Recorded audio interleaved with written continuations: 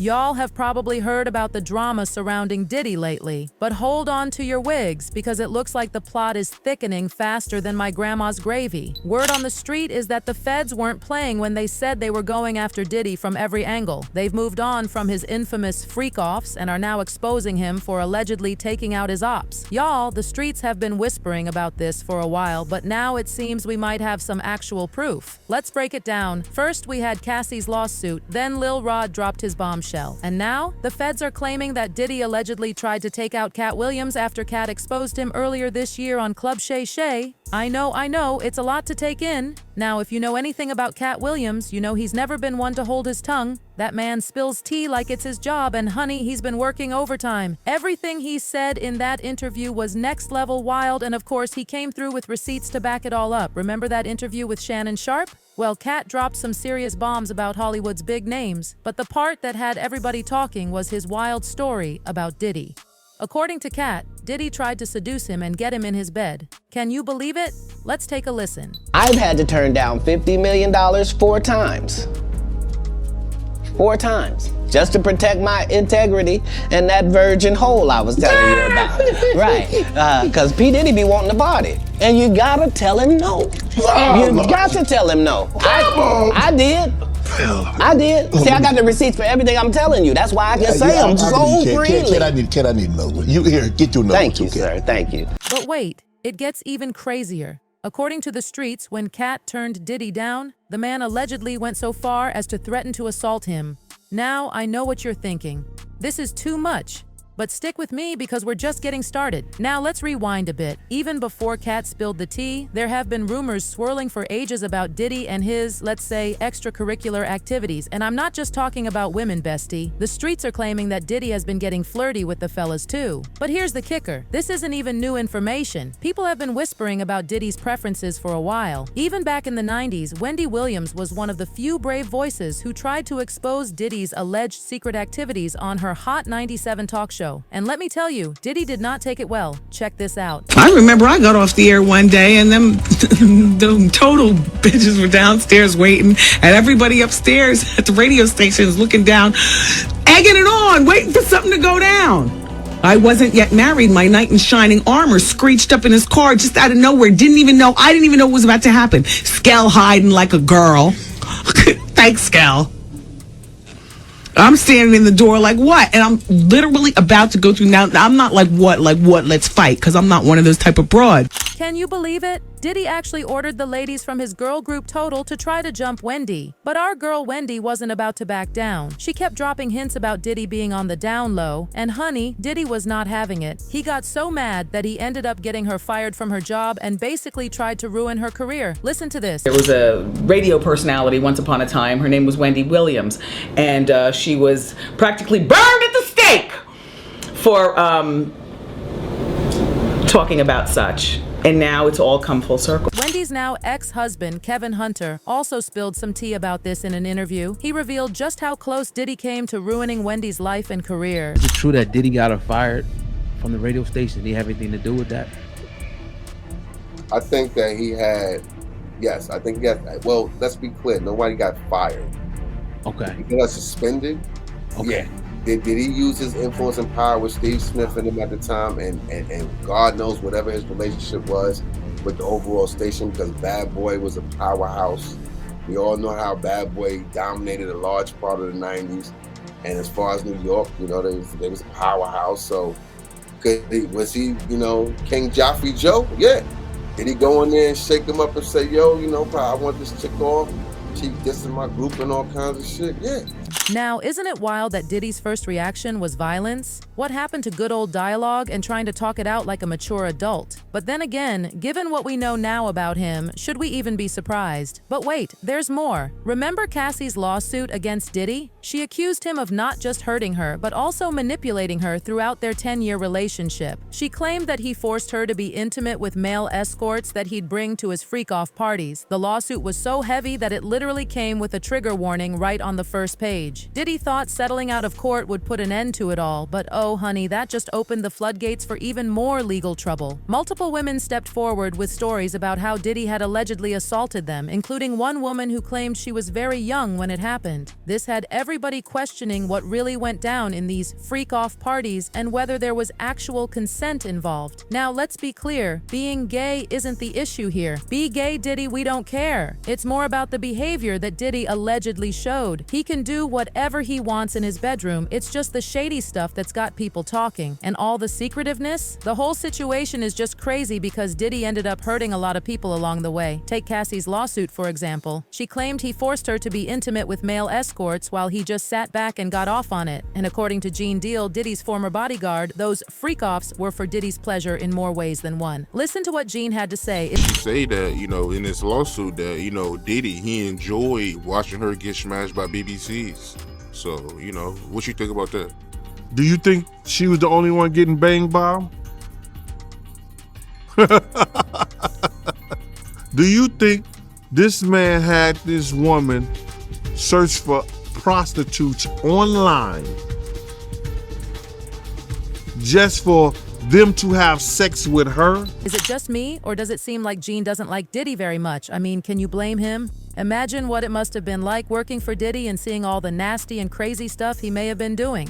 Now let's circle back to Katt Williams. That man has built his whole reputation on calling out every shady part of the industry, and he's not one to shy away from exposing the dirt that most fans are totally oblivious to. When it comes to sketchy dealings and all that Illuminati nonsense, you definitely can't pay Katt enough to keep his mouth shut. Katt has never really been a fan of Diddy and has a history of calling him out for his questionable relationships with younger men. He's even dropped the P word to describe Diddy, if you know what I mean and catch my drift. But get this, Katt's recent comments aren't just about Cassie. He's been coming for Diddy since way back in 2011. He exposed both Jermaine Dupri and Diddy for allegedly assaulting the Criss Cross boys, Chris Kelly and Chris Smith. These were just kids when Jermaine Dupri noticed them in the 90s. They were still in elementary school. According to Katt, by the time they hit 12 and 13, they were making waves in the industry, but behind the scenes, things were dark. Allegedly, Jermaine was assaulting them and even passing them out to his friends in the industry, including Diddy. It's just a wild and tragic situation these young boys allegedly went through. In an interview, Chris Kelly had this to say: "We were just playing video games at this mall in Atlanta when all of a sudden this dude comes to us and said he'd like for us to work with him as rap musicians. We had no idea who he was. In fact, I told my daddy that the guy was probably a child molester." And according to Gene Deal, the passing out of young stars wasn't just limited to Jermaine Dupri. Diddy also allegedly had his plans to pimp out the members of his girl band, Danity Kane. Because I heard him, and I'm giving you this,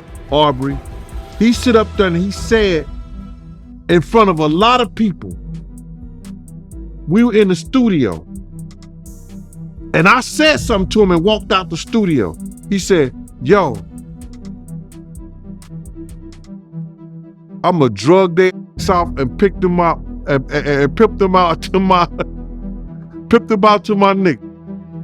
He said, "I'ma drug them out. I'm gonna get them all on drugs, and I'm gonna pimp their ass out to my nigga."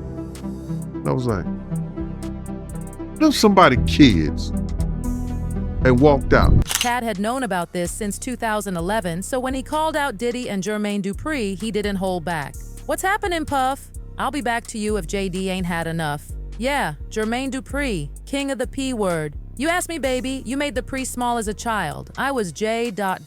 But what's really crazy about this is that Diddy, knowing Katt's feelings about him, still tried to proposition him like he was some kind of lover boy. According to Katt, Diddy went all out trying to get to him, even offering him $50 million for a one-night stand. Like, seriously? An insider revealed that Diddy wasn't happy about being turned down and allegedly even sent people after Katt to kidnap him and take him to some unknown spot. Katt barely managed to escape, and that's a big part of why he's kept his distance from Diddy. Sources say Katt believes Diddy was trying to force him into a freak off against his will, and he's just lucky to have gotten out. Now, you'd think that kind of experience would make Katt stay low and keep quiet, right? Well, if you thought that, you clearly don't know Katt Williams. That man is impossible to intimidate. The Illuminati has allegedly been coming for him for years, and he still calls them out. So Diddy's attempts to pressure him into a freak-off only made him more determined to speak out. Katt decided he wanted to go in on Diddy and expose some wild tea that we didn't even know about, like the fact that the bromance between Diddy and Jay-Z goes way deeper than just a bromance. There's allegedly a little bit of hanky-panky going on there too. But before we get into Katt's revelations, let's talk about how 50 Cent has been trolling Diddy since Cassie's lawsuit dropped. It's like 50 has been waiting for the perfect moment to troll Diddy even more than he has been already. After Diddy's fourth lawsuit, 50 said, "No, he will be fine. He has so much money. When his corporate partners pull out, he will just reach into his pockets and make it happen. You saw how fast he paid Cassie? He's a real billionaire. He has FU money, guys. So FU Diddy, do it. Coming soon." In another IG post, 50 Cent shared a video of Eddie Griffin cracking jokes about Diddy. Eddie was seen taking a swipe at Diddy's long-standing beef with Suge Knight, who's currently doing time behind bars. On his Twitter page, 50 Cent said, "I thought Diddy was a billionaire music mogul. If he's smart, he'll file bankruptcy now. Anyone with real money knows why I'm saying this. I'm the best producer for the job, guys. Here comes the receipts." Now let's get back to Katt's revelations. He exposed Jay-Z for allegedly being Diddy's lover and partner in crime. For some context, Jaguar Wright had an interview in which she straight up claimed that Diddy and Jay-Z were more than just friends. She hinted at some intimate moments between them, if you catch my drift. To read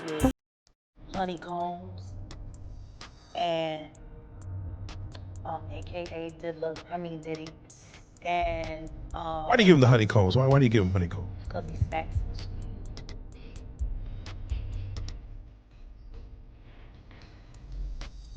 That fucking sodomite.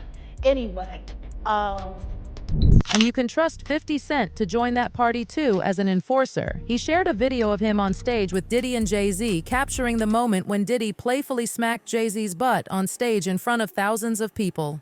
But according to Katt Williams, there's way more going on than what meets the eye. He claims that Jay-Z and Diddy have been involved in some shady business together, not just freak-offs, but also allegedly grooming younger women. You know the saying, birds of a feather flock together, right? Well, Katt believes that definitely applies here. Jaguar Wright stepped up to reveal that Diddy wasn't alone in his mess because he and Jay-Z were allegedly in cahoots. She also claimed that Jay-Z has managed to get away with the same type of behavior because he's been way more careful and, let's be real, a lot smarter than Diddy.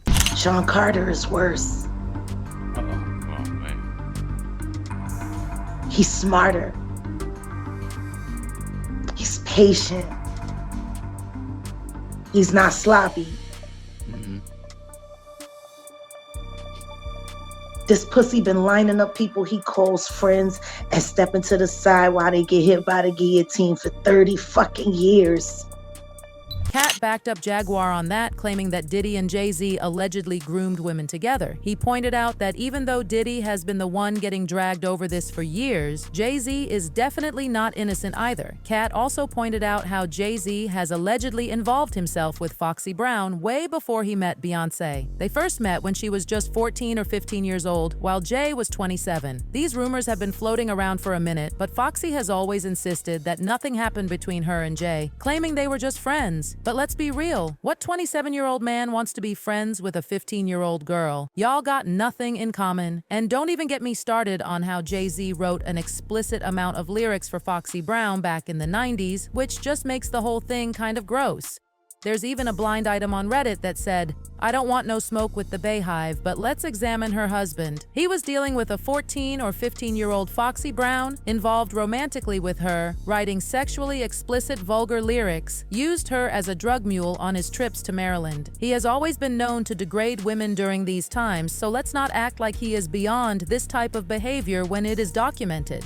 Katt also pointed out how Jay-Z literally turned a blind eye when his bestie at the time, R. Kelly, groomed Aaliyah and married her when she was a minor. Even after all that came out, Jay-Z kept on collaborating with R. Kelly. They even dropped a joint album titled The Best of Both Worlds, which was right smack in the middle of R. Kelly's allegations. But don't even get me started on Katt's allegations about Diddy and Jay-Z and how Diddy allegedly helped Jay-Z drug Beyonce. There were rumors a while back about how Jay-Z was allegedly manipulating Beyonce using drugs. Jaguar claimed that Jay-Z is a monster who is so obsessed with keeping Beyonce in his control that he keeps her drugged up. Monster.